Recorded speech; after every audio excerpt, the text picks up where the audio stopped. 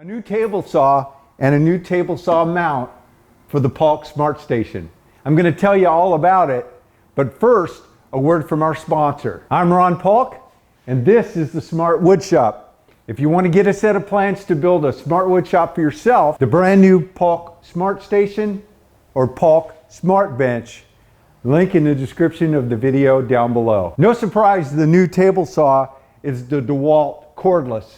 All my subscribers know that I have chosen the DeWalt battery system, the FlexVolt system, because I like the battery. In a previous video, I told you that I wasn't going to have a one-piece cradle. I was going to have two arms. I wasn't getting quite the stability. They were pretty stable, but I wasn't getting the stability that I wanted.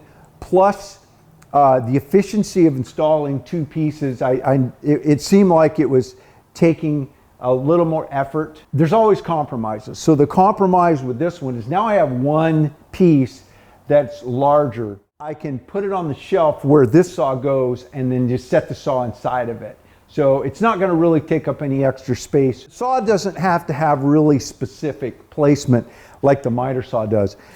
Main thing is I just want to sight it and know when I'm ripping, I'm not going to be running off and running into something. I've got this straight path that I've created, but I am not done with the cradle yet. This is still, I'm prototyping right now.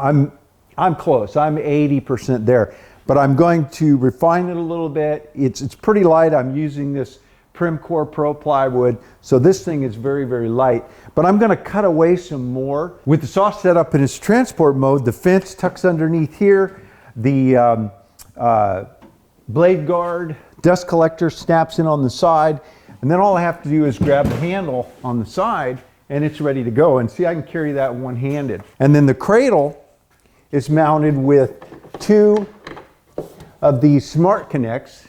These are those 30 millimeter, just slightly under 20 millimeter in diameter with a 8 millimeter knob. What I'm doing is, rather than connecting the saw to the side of the bench and having that torque that you would have, I'm using more of a strut design. I'm tying this all in back to the top of the bench. So I'm getting all of that structure coming from the top of the bench and not having, if I just mounted it on the side like with a French cleat, which I did try, but with a French cleat, there's just way too much tipping in it, and so that I would get the saw, the table of the saw would then not be in perfect plane. But next up, I'm going to go ahead and cut the bottom out just to make it look a little cooler and to lighten it up.